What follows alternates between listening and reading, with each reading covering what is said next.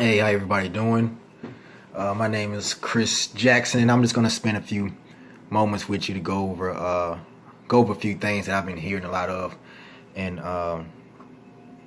just so the Bible can just put an end to it, and also show you guys a few things. The first thing I'm gonna show you guys exactly who you are, where you play a role in the Bible, who you are in the Bible, because I hear a lot of people saying that the Bible is not real. The Bible is false. It's not true. That the European man gave us the Bible when we came over to America from as slaves, and how the European man or the slave master, the Caucasian man, basically gave us this Bible and to control our minds and things of that nature. I mean, which is partly true, but not necessarily true. How people are trying to put the intent there. Basically, people are trying to say that the European man created this Bible, which is not true at all. And I just want to show you scriptures and show you exactly who you are, and you can see for yourself who you are, that this Bible is real, and things in this Bible has happened to us, to your ancestors, to your grandfather, great grandfathers, and things of that nature. So I'm just walk you through it and get a pen and paper, man. Write these scriptures down I'm going to give you, so you can go back and read them for yourself. Because the information that you're about to receive it's powerful information. It's definitely powerful information. Also, if you hear me saying the name Yah, Yah is God's actual name. That's his Hebrew name. That's the name that he told the children of Israel to call him when Moses freed them from Egypt. So Yah, that equals God. If you hear me saying Yahshua, that equals Jesus. That's the name God gave Jesus, Yahshua. That's his actual Hebrew name. Because biblical times their language was Hebrew. Okay, so if you hear me saying Yah, that equals God. If you hear me saying Yahshua, that equals Jesus Christ. That's Jesus' real name. Okay, so we're gonna start out in Deuteronomy 28, and the first thing I'm going to show you in Deuteronomy 28, I'm going to show you who you are, exactly who you are in this Bible. Okay, and make sure you take down the scriptures. All right, so we're going to start in Deuteronomy 28. I'm going to set the stage for you. Deuteronomy 28 is when the children of Israel were about to go into the promised land. And Moses had given them the commandments and the laws and what they should follow. And he said, if you follow these things, these are the blessings that God, the Most Yah, will give you. But if you do not follow these commands, Yah will put these curses, I guess, on you. Okay, so let's start off. Deuteronomy 28 and 15 says, but it shall come to pass, if you do not obey the voice of the Lord your God, to observe carefully all his commandments and his statutes which I command you today, that all these curses will come upon you and overtake you. Okay, right here he's telling us that, listen, if you do not obey the commandments that I gave you, this is what will happen to you. Okay, and there's so many scriptures. I'm gonna just skim through a few of them. I'm gonna start off with Deuteronomy 28 and 30. So we're in the chapter 28 of Deuteronomy, and I'm gonna start with verse 30.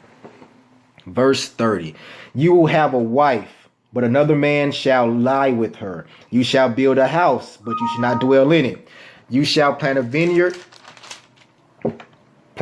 but you shall not gather its grapes. Okay, verse 30 says, you shall have a wife, but another man will lie with her. Who did this happen to, and where did it happen? It happened to slaves in America. The slave master would take the man's wife, have relations with her, in other words, rape her, and it was nothing no one could do about it. So who did that happen to? It happened to slaves in America, and we are descendants of slaves in America. Right? Okay. Verse 32 says, your sons and your daughters shall be given to another people, and your eyes shall look and fail with longing. Your eyes shall look and fail with longing for them all day long, and there shall be no strength in your hand.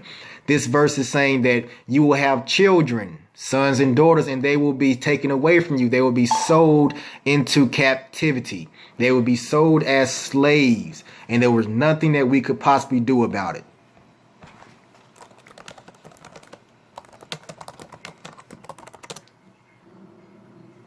And there's nothing we could possibly do about it. Who did this happen to? And where did it happen? It happened to slaves in America. Slaves in America, we will have kids. The slaves will have kids. The slave master would take them, sell them to another person, to another slave owner. Okay? Keep reading. Verse 36. Verse 36 says, the Lord will bring you and the king whom you set over you to a nation which neither you nor your fathers have known, and there you shall serve other gods of wood and stone. Okay? What does that say? That say that you will go to another nation that neither you nor your fathers have known.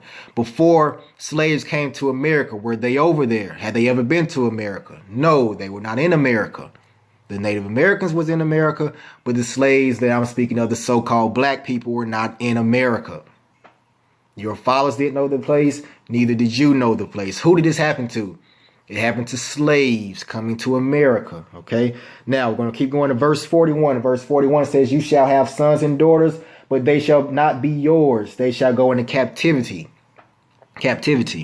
Who did this happen to? Like I told you previously, you will have sons and daughters, but they will go into captivity as slaves. This happened to the who? The so-called black people in America. The slaves in America, that's who it happened to. But you say this Bible is not real. You say this Bible right here is not real. But I just gave you a few verses showing things that happened to the so-called black person in America.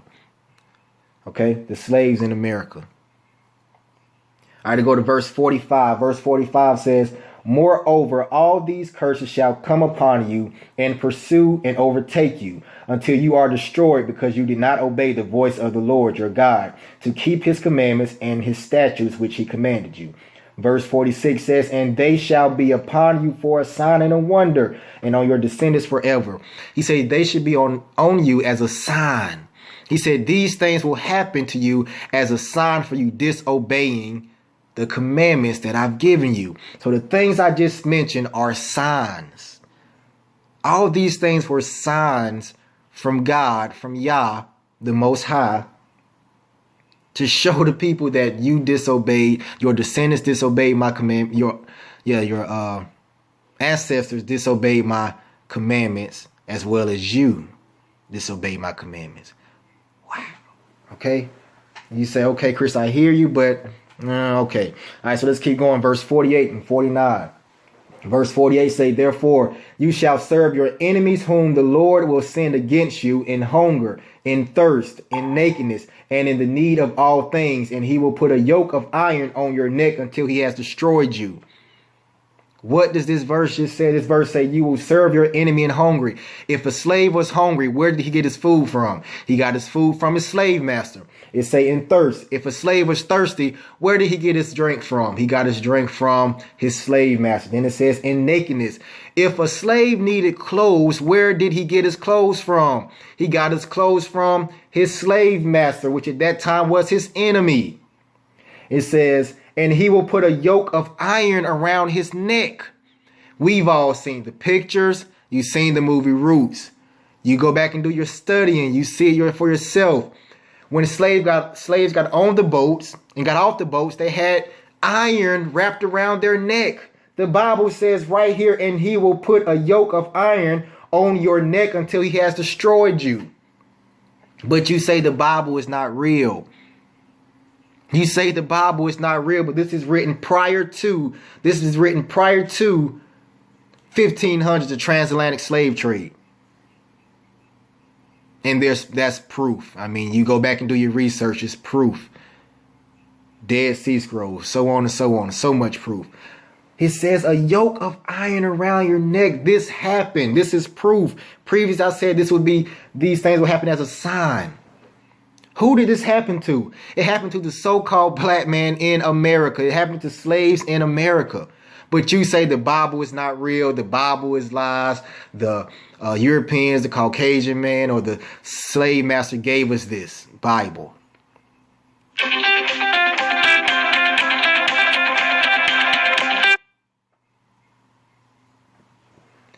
The Bible gave us this Bible. No, they did not.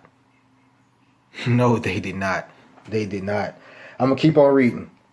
Okay, then it says, verse 49, then the Lord will bring a nation against you from afar, from the end of the earth, as swift as the eagles fly, a nation whose language you will not understand. Whew. When the slaves came over to America, did they speak English? Could they understand English? What does the Bible say? The Bible said, a nation whose language I will bring against you, a nation whose language you will not understand. You will not understand their language. Who did that happen to? Slaves who were brought to America.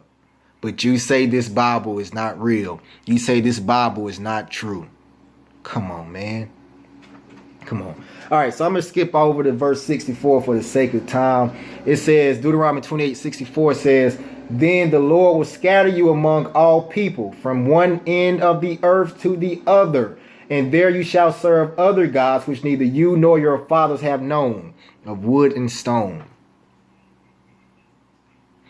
God said, I will scatter you across the nations of all people.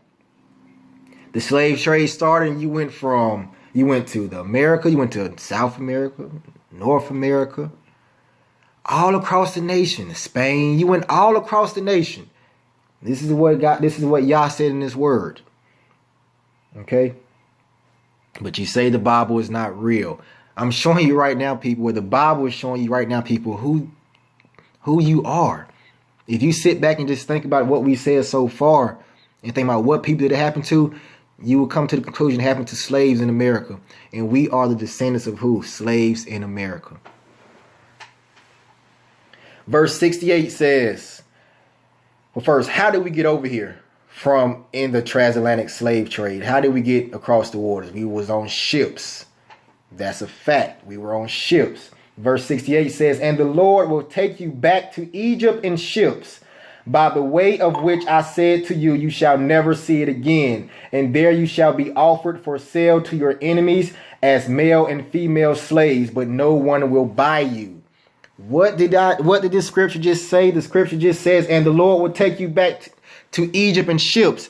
Now, when it says Egypt, it's not talking about the physical land mass of Egypt. It's talking about the house of bondage. I can take you back to Exodus or Leviticus, and it says Egypt represents the house of bondage. That's what it represents. So he said, I'm going to take you to a house of bondage in ships. Wow. How did slaves get from Africa to America? On ships. Is it setting in now that this Bible is your history book? And it says that, and then on down it says, and there you shall be offered for sale to your enemies as male and female slaves, but no one will buy you. The but no one will buy you part relates to in back in those times, someone could buy you out of slavery. But he's saying no one will buy you out of slavery, but you will be offered for sale. You're going to be sold as female slaves and male slaves. Where did this happen? Who did it happen to?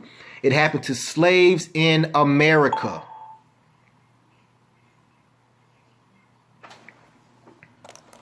It happened to slaves in America. And who are we? We are who? Descendants of slaves in America. My last name is Jackson. If your last name is Johnson or whatever it is, that is your slave owner's last name. Okay? I'm sure you guys know that just because I'm sure you know that. Okay? Now, also, I'm going to show you a few more things. And this is a crazy thing about it. Why, if you go to any of your Caucasian friends and ask them where they come from, what language they spoke, they'll be able to tell you all that information. They'll tell you what country they came from, their great-great-grandfather's names, and all this stuff. They'll be able to tell you what language they spoke, and so on and so on. Go to any so-called black person, ask them where they came from, they will probably say Africa. Then you look at them and say, okay, Africa. But do you realize Africa is a continent? Africa has 55 nations. What nation did you come from in Africa? They can't tell you. They can't tell you. No one can tell you. because our last name is Jackson and Johnson and whatever. That was not, there were not any Jacksons and Johnsons in Africa. Okay? And let me show you why. Deuteronomy 32 and 26. This is why we don't know. God says, Yah says, I would have said, I will dash them in pieces. I will make the memory of them to cease from among men. He said, I will make the memory of them to cease from among men. He will make the memory of them, of us, to cease among men. We will no longer know who we are. We will no longer know who we are. God made a point of that because we disobeyed his commandments. We disobeyed the contract, the covenant that we had with Yah. He said, I'm going to make, we went and if you read the Bible, you can see that we worship idol gods. We disobeyed all of God's laws, his commandments, and so on and so on and so on. And God got mad. And he told us this is what was going to happen if you did it. Our ancestors did it, and this is what happened. So the things I just read to you, that was Deuteronomy 28. Who did it happen to, man? Think about it. Who did it happen to? It happened to the slaves in America. Like I said, we are the descendants of slaves of America in America. Okay. Now that was to show you who you are, and that's powerful. That you are the children of Israel. You're the children of Israel, God's chosen people. You are God's chosen people, and he loves you dearly. So for people to say that this Bible is not real, do not listen to them, because they can't go into any scriptures and tell you or show you or any other books and show you that that it's not real. The Bible just told you, just told the future to you. It told you the future. It told you what would happen. It told you that you would go into a house of bondage on ships. And how the slaves get over here on ships. It told you that you would have to ask your slave master for everything. What did the slave have to do? Ask their slave master for everything. It told you all. It told you that you would have a wife and another man would take your wife and rape your man. Rape your wife. And rape your wife. It told you all that. Okay? But now to go to the question about people saying that, okay, yes, the European, or the people say European, or the European or the Caucasian man gave us this Bible when we came off the slave ships, and so on and so on. If they created the Bible and things of that nature, I just want to show you this and show you that's not true. And you can tell somebody who says that have not picked up the Bible one time and read it. Okay, so I'm gonna start with Maccabees. This is the Apocryphas. The Apocryphas. The first original King James Version Bible that was put together. Like I say, the one that King James put together. The Apocryphas were in the Bible. But now the Apocryphas are no longer in the Bible. I'm not sure why, but from what I've read, as far as reading this, it has so much history that it's ridiculous. And it shows a lot of things, and that's probably why they took it out. So I'm going to start with First Maccabees, chapter 1, verse 56 through 57. Now, let me set the stage for you. The stage is, everyone knows who Alexander the Great is. Alexander the Great, and he was the leader over Greece, had took over everything. And then his kingdom was broken down into 4 or 5 sections. And at this time, the king had basically stated that anyone that reads from the book of the law, which is the Bible, the Torah, the 5 first books of the Bible, shall be killed. So if the Caucasian man gave us this Bible, why would they kill us for reading this Bible? All right, First Maccabees 56 through 57 says, and when they had tore in pieces the books of the law, which they found, they burnt them with fire. And whoever was found with any of the book of the testament, or if any consented to the law, the king commandment was that they shall be put to death. That's First Maccabees 56 to 57. First Maccabees happened around 130 BC. That's roughly around maybe almost 100 years before Christ. And this right here, the Greece, and what color are people in Greek? What color were the Greek people? They were Caucasian. Okay, so they said they took the book of law, they tore it up, and they put it in the fire. And they said anyone that reads the book of is caught with the book of law, and anyone that follows any of the laws in the book of law will be killed. Why would the Greek Alexander the Great, you can research Alexander the Great or teach about it in school, why would his people why would his kings, I guess you can say the kings after him, kill anyone that read the book of law, the Torah, the book that people nowadays say that the Caucasian man gave us? It doesn't make any sense. If it was to control us, they would have wanted us to read this book. They were like, hey, read the book, man. Read this book. This is it. Read it. But no, they were saying, take it away, burn it up, and kill anybody who read this book. Anybody that followed this book, put them to death. ASAP. ASAP Rocky. Put them to death. So if you never read the Bible, you will say ignorant things like the Caucasian man gave us this Bible. He created this Bible to manipulate us. Come on, man. All right. Now, 1 Maccabees, 3rd chapter, verse 48. This is going to blow your mind. Okay. Now, this is around the time when some of the Israelites fought back and said, listen, we're not going to follow the king's commandments. We're going to do whatever we want. We're going to follow Yah's commandments, the Most High's commandments. Okay. So the king got mad and he sent like 40,000 soldiers and elephants and chariots and all that stuff to come and defeat them, to defeat the Israelites that were going against him. So right now, the Israelites are about to go to battle with them. So the night before, they all came together and they went into the temple and they started reading the book of law. Okay, this is what it says. 1 Maccabees 3, chapter 3, verse 48. And I'm going to start verse 47. Then they fasted that day and put on the sackcloth and cast ashes upon their heads and tore their clothes and laid open the book of law wherein the heathen had sought to paint the likeness of their images.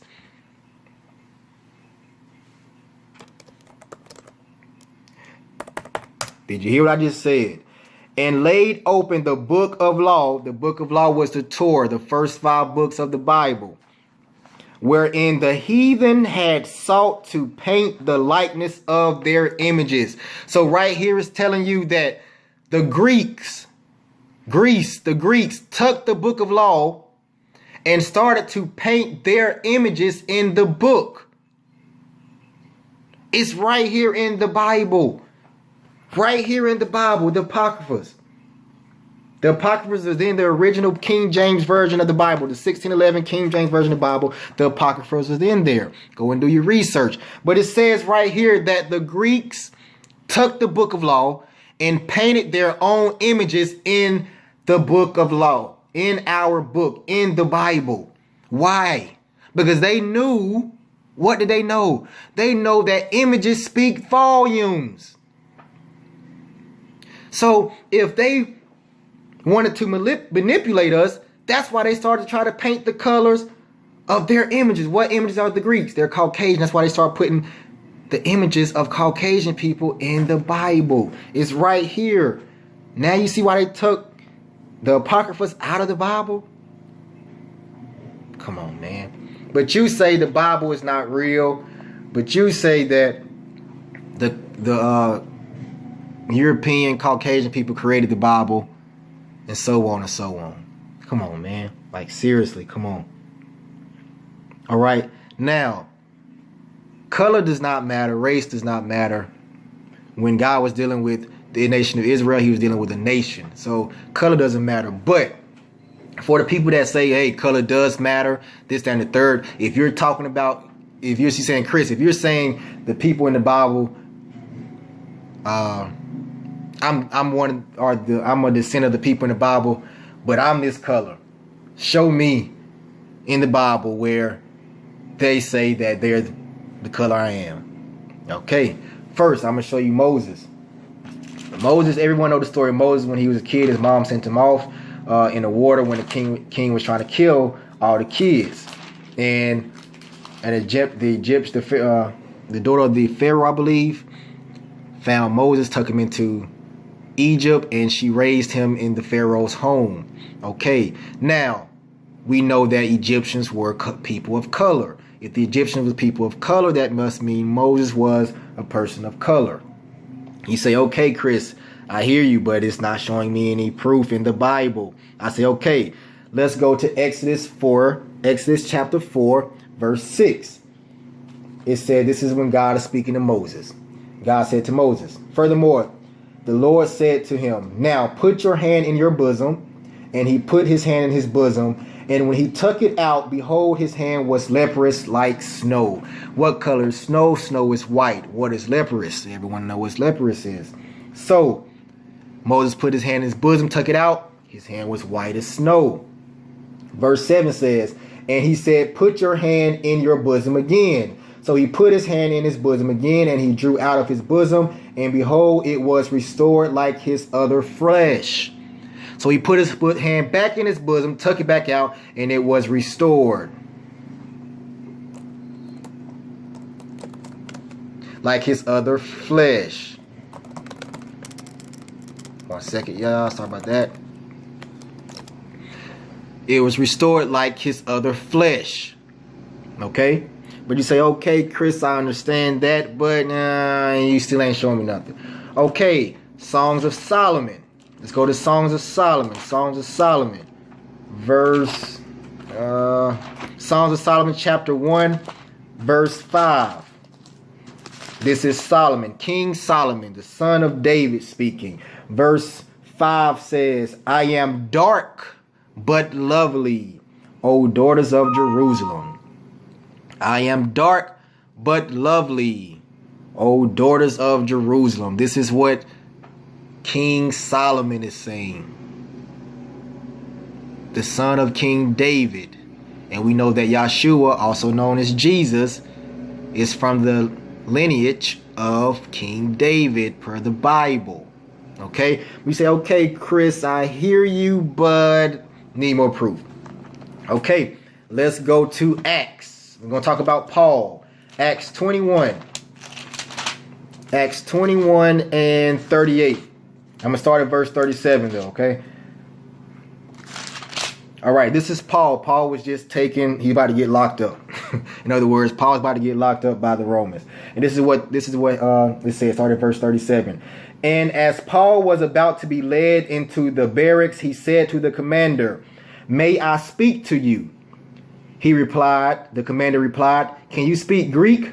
Are you not the Egyptian who some time ago raised up against and led the 4,000 assassins out into the wilderness? The commander said to Paul, are you not the Egyptian? Are you not the Egyptian?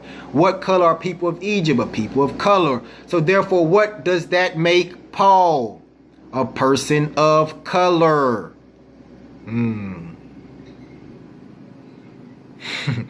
A person of color. But you say, okay, Chris, that's still not enough proof for me. Okay, so now let's talk about Yahshua. Let's talk about Jesus Christ.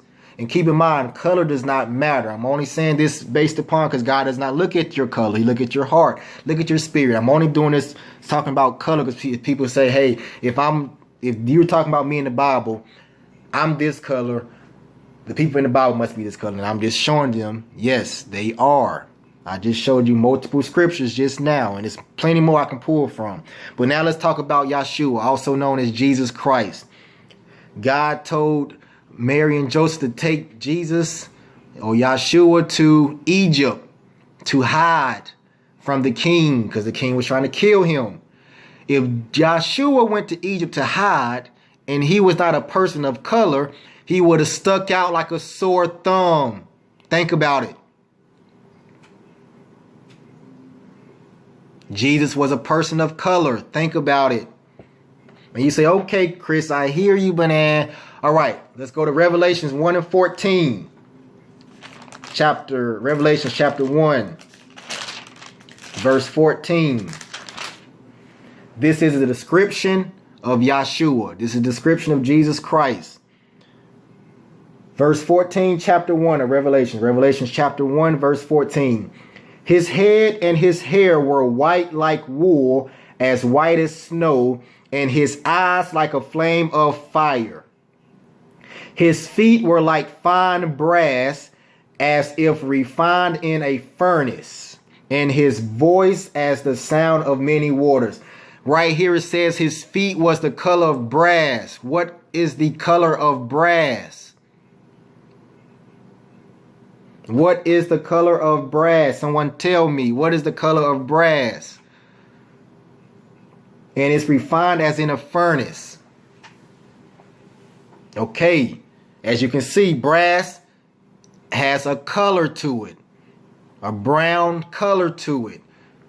And it says refined as in a furnace, so it's bright. So that tells us that Yahshua, that Jesus is a man of color. So now for the people that says, Chris, okay, I hear what you that's saying, Chris, I hear you about this being me, but the color, I just showed you the color aspect of it. But it's important to realize that Yah does not look at color.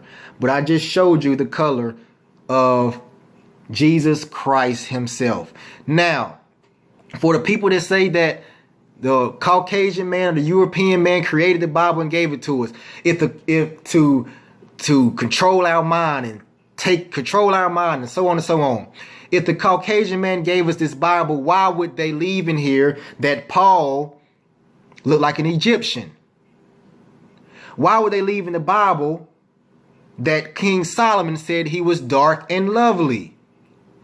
If they gave us this Bible to control us, why would they leave in the Bible that Jesus was a man of color? He had feet of brass. Come on, man. Why would they leave that in the Bible? If they created this Bible to control our mind, why would they leave this in the Bible? Come on, man. Like, seriously, think about it. If I was trying to control somebody, I would make sure the Bible looked just like me. In later times, you can see that they did start, like I said in the Maccabees, they started painting images of themselves in the Bible. But the Bible that everyone in America has today says that Jesus, Yahshua, had feet the color of brass. So if they were doing it to control us, why would they leave this in the Bible? Come on. Thank you. Because the Bible was not created by the European man. The Bible was not created by the slave master, by the Caucasian man. It was not created to manipulate us. It was not. I'm showing you this. The Bible is showing you this right now. Okay. Then you say, okay, what? And he said, Chris, what? Let's go to Isaiah 11 and 12. Now, keep in mind, like I've said previously, that Yah would scatter us across the nations, take us to different nations, we didn't know the language, and all of that good stuff. And if you understand the Bible, God said eventually he will bring us back. He said no matter what we do, he will never take his love away from us. So, with that saying, what was the purpose of the Bible, of this book, the Old Testament and the New Testament we have today?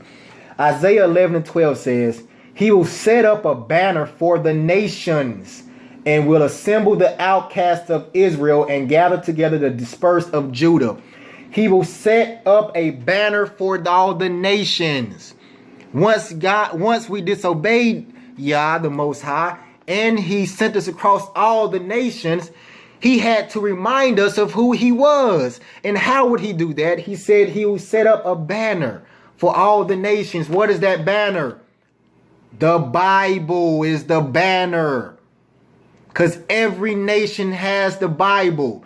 Different languages, it's translated different ways, but every nation have a Bible. This is our banner. The Bible was not created by the Caucasian man. The Bible was not created by the European man. The Bible was not created by the slave master. Come on, man. Like, I'm breaking it The Bible is breaking it down itself. So how do you say these things? And it's proof that when these books were written, back for the dated to the paper it was written on. Go research Dead Sea Scrolls. Go research this stuff. The Dead Sea Scrolls, so on and so on. You will see when this stuff is written.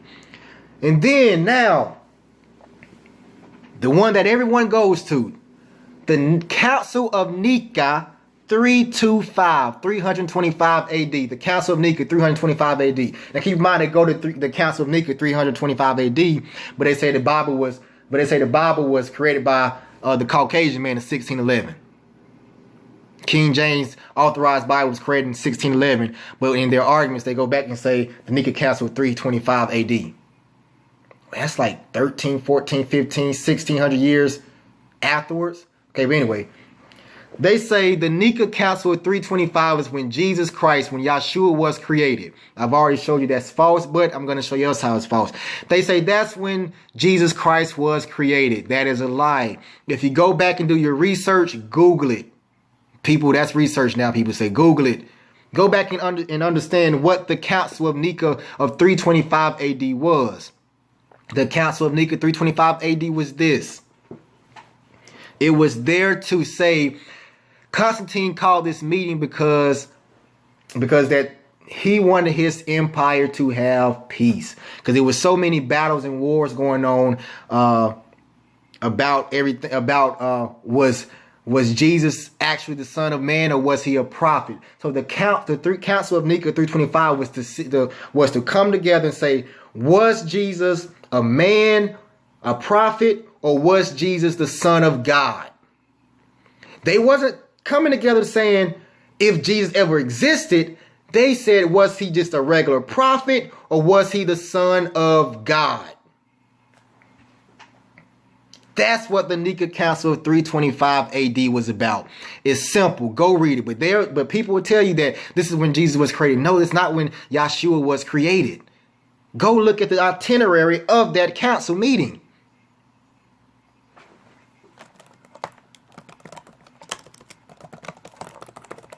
Go look at the itinerary of that council meeting. Go look at it. And so if anybody ever say that to you, the Nika Council 325, you say, man, Constantine wanted peace in his empire. Therefore, Constantine called this meeting with 1,800 bishops, and they came together, and this is what they were trying to discuss, because he wanted peace. And at that point of time, whatever decision they were going to make is what was going to stand.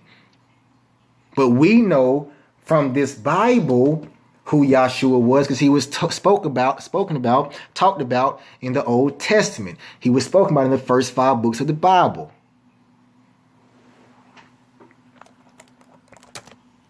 Okay, so that's what people will come to you with and say, okay, this is what's going on. So I just wanted to show everybody that this Bible right here is our history book, and I want you to go back and read everything. Just go back and read the scriptures that I gave you. Start at Deuteronomy 28 and go through those, and understand that this really is our history. And people may ask, well, how did the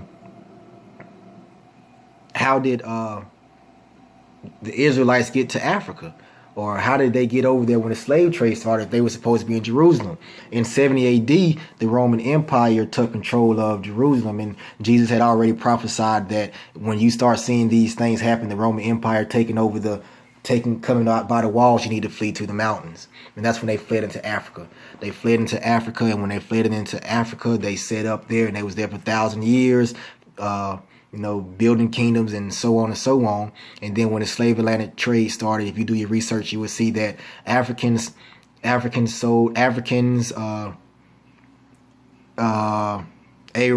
or whatever, they sold the Israelites into slavery.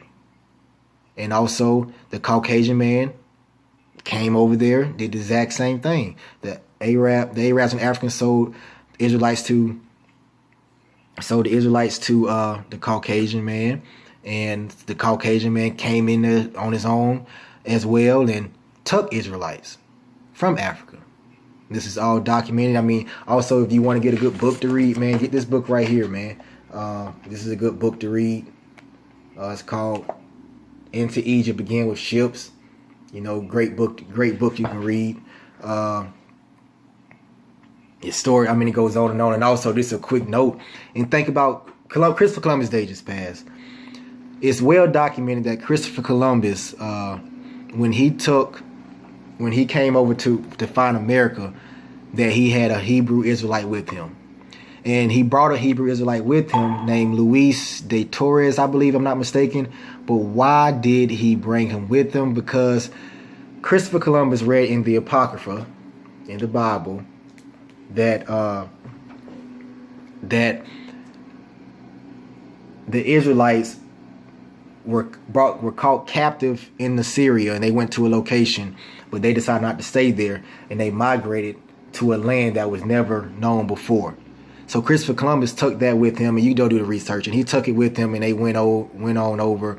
That's when Native Americans went over to America, and Christopher Columbus said he read that in the book. And that's why he took a Hebrew Israelite with him, so he could translate if he came in contact. He could be the translator, so he knew they talked the same language. If someone came over, if he landed in America, and a Native American was over there, he'd have a Hebrew Israelite to speak with him because they spoke the same language. Just go, do your research. It's right there. But just wanted to show you guys that, man, how powerful it is. Go back to Deuteronomy, man. The Bible is so powerful. This is your history book. This Bible is your history book. It is truth. Everything you can go back to the beginning of this video, and you will see, and go through the scriptures, and you will see that this book is your history book. So people that be posting all the crazy things, do not let it bother you guys. Keep strong in your faith and understand that you are the children of God, of Yah, the Most High. You are the descendants. You are the nation of Israel. Okay, understand that. And hopefully by what I showed you in the word, that you understand that now, and understand that when I showed you the color, and like I say, color is not important, but when I showed you color to give you more confirmation as well. And also, go look up the Nika Council 325, so when people bring that to your attention, you can just knock them down with that so they can go on about their business. But don't deny this. Don't deny this book. Don't deny y'all's love for you. If you do that, man, you just bring more curses upon your family. Also, right before I go, in the Bible it says a curse is any man that hangs from a tree. Who hung from a tree in American history? Slaves. So-called Negroes. Slaves. So-called black man hung from a tree. When was the last time a black man hung from a tree?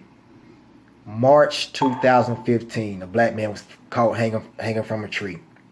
And what did I read to you in Deuteronomy? He says, these things will be a sign and a wonder, a sign. So the Bible says a man who hangs from a tree is cursed. A man was hung, and this will be a sign. And the man, March 2015, was found hanging from a tree in Alabama. That means it was a sign, y'all. The Most High Yah is trying to tell us something, but we need to pay attention. I don't know what else to say besides that, but what other people, what other nation would I explain to you has that happened to? What other nation has it happened to? Did it happen to the people in Egypt? No, it didn't. It did not happen to them. When Alexander the Great took over Egypt, he left Egypt as a nation of his own. They didn't go into slavery. They did not go into captivity. But if anybody want to go deeper into it, man, just give me just reach out to me on Facebook, man. We can link up and we can chop it down, because I just did an overview of it. But man, we can dig into it and get lost in it, man.